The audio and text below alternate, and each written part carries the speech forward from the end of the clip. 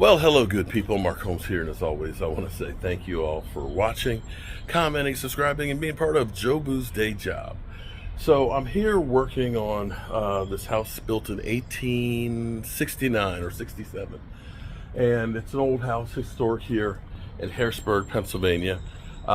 They have like a wooden awning out here, and here's what's kind of crazy. The roof on it, the original wood, had literally been taken over by moss and had leaked because there was no flashing at the top. So when stuff sat there, it ran down the back of it where the shingles went into the house, and it rotted out the top two pieces in here. So we're going to replace those. We're going to put some tar paper down, and we got some cedar shingles that we're going to put on there, and then we're going to put a piece of flashing so that way it won't be able to roll back, and then the painters are going to come through and paint it so that way it'll stay historic. Now here's the second problem we're dealing with here. This opening is a 34 inch. It's hard to get 30 and 36 inch storm doors isn't too much of a problem. You can kind of special order 32s.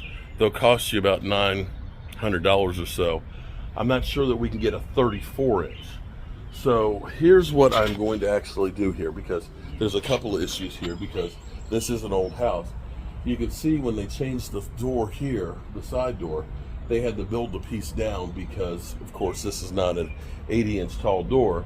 Yeah, I guess it was a 7-foot one, and so when they put this door in, they didn't want to special order one for that. So what I need is 35 7/8 to 36 1/8 of an inch for an opening. So what I'm actually going to do is I'm going to basically build out here on the brick. I'm going to cut a piece 3/4 of an inch to go right here. It'll come out almost flush with this, and over here we'll end up using some Gorilla Glue construction adhesive, and we'll end up putting a few masonry screws into this way, and then we'll put finish nails in there, and that's going to be our points to hold the door frame in here, where we'll be able to use a 36-inch door. It's not ideal, but considering that the door, 36-inch door, is about $400 for a full view one with the screen, and getting one custom ordered is $1,500. I think we can live with it that way. We can save about $1,000 on the door itself and make it so she'll be able to open this up. The weather here, this is a northern climate. It's actually really nice and cool. There's a nice breeze, and so we're going to make some window screens to be able to replace some of the windows as well up here. And she'll be able to open up this door and the window screens and have a great cross breeze going through the house. So you got to run pick up some materials, some tar paper, of course, for the roof, and some Gorilla Glue construction adhesive ultimate to put on here to make sure it's good and strong, and a few other things, and we'll be back. Okay, so I've been doing a couple things here, working on regrouting the upstairs, so I've been working on that some, and I have cut these strips of wood here for our door frame, and I've pre-painted them because we're going to be gluing them up to go against the wall in place here. So what we want to do is we want to make sure we protect the wood as much as possible, and getting that coat of paint on there will definitely help do that. So we'll put one on here. We'll be able to shoot finish nails in there. We'll also be able to put some masonry screws in here to make it nice and snug. And we're going to have to do the same across the top here. We're going to have to put a piece on there as well to help support the top frame of the door. Another thing that I'm doing here, and this is called Gorilla Style. I have to make some screens for the front windows, and I wish I had brought my miter saw because it'd be a lot easier. But what I've been doing here is I'm making a frame that's the size of the opening. They have a glass piece that there's a couple screws that comes right out. These will pop in, and so what I've done is I've basically taken some 5/4 wood, and I've cut a notch out of it. That's where the screen will get stapled on it, and then a 1/4 round piece of molding will go over it to hide it.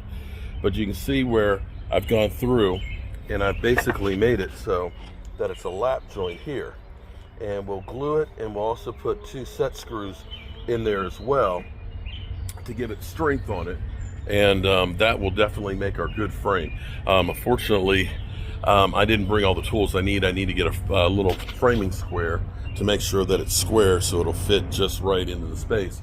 But I've given myself a little play with my planer so I can plane it if it needs to take a little bit off of it. So now I just need to get that square to make sure when I put this together that it stays nice and true and square to hold it in place. And then we're going to be good to go. And I'm going to go pick up, I need some tar paper, and I need another piece of wood to finish off fixing the top of this. And then I can start putting the shingles on that. I can get this glued up, and we can start getting this thing to look a whole lot better here. This is going to look great with the cedar shakes on it. Alrighty, so we have replaced, you can see up there, the pine boards that were rotted out. The painters will be back and they'll paint that tomorrow. And then we ended up putting on some tar paper. Okay, so we got tar paper. You see we ran this up the back a little bit. And once we finish putting in all the cedar shingles, we'll put a piece of flashing on there so that way the water won't be able to roll back. And that was the problem of why this one rotted out. And so here's what we're doing with our cedar shingles. So we put a course down all the way across, then we put a second one even down here with it, but we staggered the joints. So that way the joint is right here, then the next one's here. So when the water comes down, it hits that other one and keeps coming off. We're doing a 6-inch reveal, and you see we're putting on our next course.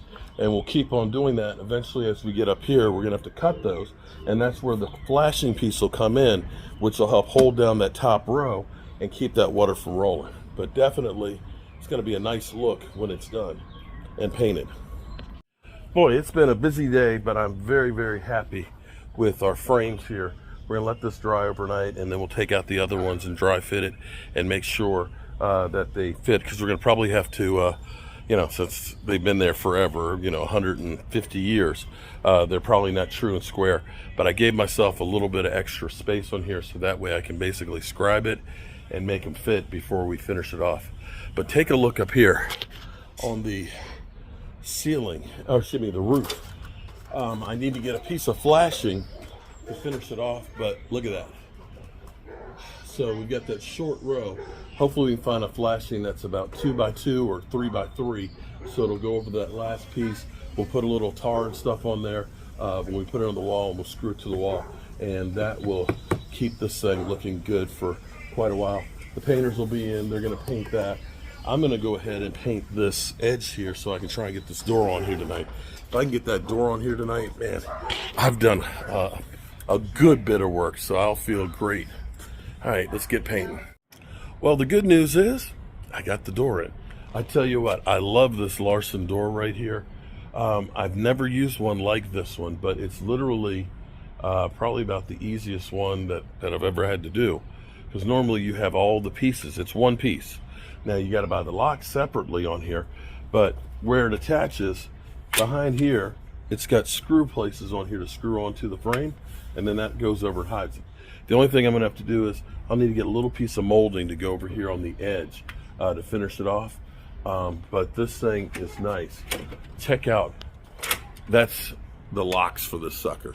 That sucker, when that goes, that's really gonna lock that thing. And it's very, very heavy. I think this thing was about $500 for this door set, but it looks really good. And now that we've got the awning all done, I just need to get a piece of flashing to put up there tomorrow. That improves this thing big time. The little trim molding will make it look good, and I have to get one more piece of wood to go on the front of this. We'll paint that black as well to help it, because it's not the exact size, but you can't tell with the piece of wood that we have on top to extend it. Comes out and looks pretty good. All right, good people, I am gonna clean up. Oh, we got these are our window screen frames. They're all screwed up. Tomorrow we'll go through and we'll dry fit them in there, sand them where we need to, paint them, and then put the screens in. We'll be able to put these in place. So we're coming along pretty good. We've got some repair to do over here on this window, but I am very, very happy with how much we've gotten done today. Appreciate you guys. Peace. What's up, good people? Mark Holmes here, and as always, I want to say thank you all for watching, commenting, subscribing, and being part of the Joe Boo Sports Report. Without you guys, as well as you ladies, you know that this literally does not work. Yeah, I'm tired.